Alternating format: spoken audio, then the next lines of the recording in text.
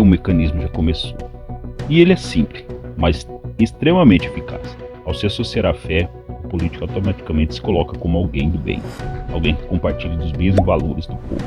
Ele cria uma imagem de moralidade e compromisso com princípios, mesmo que suas atitudes foram os holofortes não reflitam a isso. Além disso, líderes religiosos muitas vezes têm grande influência sobre comunidades inteiras.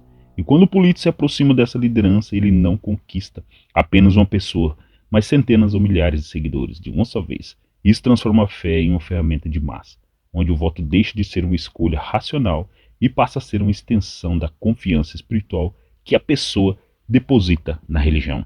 Cristão, abra seu olho. Quero dizer, olhando nos olhos de vocês, eu, Luiz Inácio Lula da Silva, defendo o Estado não tem que ter religião com a tranquilidade de um homem. Eu falo isso com a tranquilidade de um homem. Eu não preciso de padre ou de pastores. Porque eu aprendi, Henrique, que o Estado não deve ter religião. O Estado não deve ter igreja. Citei um brasileiro que não precisa provar que acredita em Deus. Esse brasileiro sou eu. Eu estou conversando com quem é pastor, com quem é padre. Se eu ganhar as eleições, aí eu vou conversar para dizer qual é o papel deles. O que eu acho que é importante é o seguinte: a igreja, ela existe para cuidar da tua fé e da tua espiritualidade. A igreja te dá um espaço em que você se sente bem para tuas orações. Agora, a igreja não é um partido político. Qualquer eleitor evangélico que tenha um mínimo de conhecimento sobre o Brasil, ele sabe que nunca um governo tratou eles com o respeito que eu tratei. Inclusive dando liberdade para eles que eles não tiverem em outros governos. Eles sabem disso. Não tendo vergonha de conviver com os pastores como outros presidentes tiveram. Teve presidente nesse país que utilizava os pastores, mas depois tinha vergonha de aparecer ao lado do pastor. Eu não. Eu converso com o padre, converso com o pastor, converso com o bispo, converso com todo mundo. Sendo ser humano, eu converso. Se tiver disposto a debater, eu debato. O que é que nós fazemos? 90% dos evangélicos recebem os benefícios do governo. 90%. Então o que nós precisamos não é esperar que um pastor fale bem de nós. Nós temos que ir lá. Nós temos que conversar. Nós temos que escrachar cada mentira que eles contarem. Nós temos que desmontar. E temos que provar. E temos que ter coragem de debater. A gente não pode ficar quieto. Alguém vê uma notícia contra o governo, aí eu deletei. Deletou não, você tem que mandar o cara que fez a notícia para aquele lugar. Nós temos que ser mais desaforados. Porque eles são desaforados. E nós não podemos ficar sendo quietinhos. Não tem essa mais de Lulinha, paz e amor. Tem essa mais. Essa eleição vai ser uma guerra. Tem uma tese que o que levou o socialismo ao fracasso foi a negação da religião. Sabe? Eu tenho uma tese.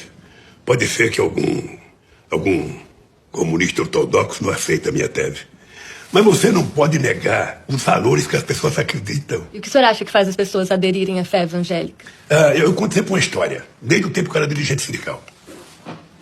Um trabalhador, ele está desempregado, ele vai no sindicato. E o sindicato fica dizendo: olha, companheiro, é preciso se organizar dentro da fábrica. Sabe, somente quando a gente estiver organizado, a gente vai ter que fazer greve, a gente vai ter que lutar, a gente vai ter que protestar, porque o capitalismo não sei das quantas. Então quando o cara fala: porra, eu vim aqui só porque eu perdi o emprego, o cara quer que eu faça uma revolução. Aí o cara sai do PT, vai na igreja católica, está na igreja católica: meu filho, você tem que sofrer na terra para ganhar o reino do céu. A vida é assim mesmo, o céu é dos pobres, não sei das coisas. Então, o cara fala: porra, eu vim aqui para dizer que eu estou desempregado. Aí o cara chega na teologia da prosperidade, ele tem duas palavras: o problema é o diabo e a solução é Jesus.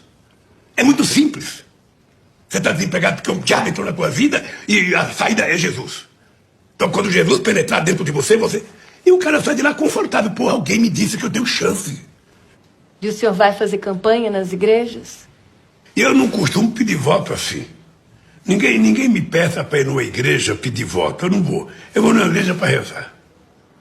Nunca foi? Não vou pedir voto. Não faz parte da minha formação política. E existe um detalhe ainda mais delicado nessa dinâmica. Quando a fé é usada como ferramenta política, ela deixa de unir e passa a dividir. O discurso começa a surgir colocando os de Deus contra os outros, criando uma narrativa de guerra espiritual, que na prática serve para fortalecer alianças políticas. Isso gera conflitos dentro de famílias, igrejas e comunidades inteiras. Pessoas passam a enxergar quem pensa diferente como inimigo, não por questão reais de valores, mas por discursos construídos estrategicamente. E quando isso acontece, o foco sai completamente do que realmente importa: educação, saúde, economia e qualidade de vida. A fé que deveria trazer paz acaba sendo usada como combustível para polarização. Outro ponto que quase ninguém percebe é o timing dessas ações. Repare como muitos desses discursos religiosos aparecem com mais força justamente perto das eleições. Promessas são feitas em nome de Deus, compromissos são assumidos diante de multidões, palavras emocionantes são ditas, mas depois que o período eleitoral passa, o comportamento muitas vezes muda completamente. Isso acontece porque para alguns políticos a fé não é um compromisso, é uma estratégia de campanha. E estratégias são usadas enquanto são úteis. Esse padrão se repete eleições após eleições, e quem não está atento acaba caindo no mesmo ciclo, acreditando que dessa vez será diferente. Então, cristão, abra seu olho, vote certo e saiba que a esquerda ela quer acabar com a fé, pois o que tem que ser feito é a vontade deles. Então, dê sua opinião, inscreva aqui no canal, deixe seu comentário e compartilhe esse vídeo com mais alguém.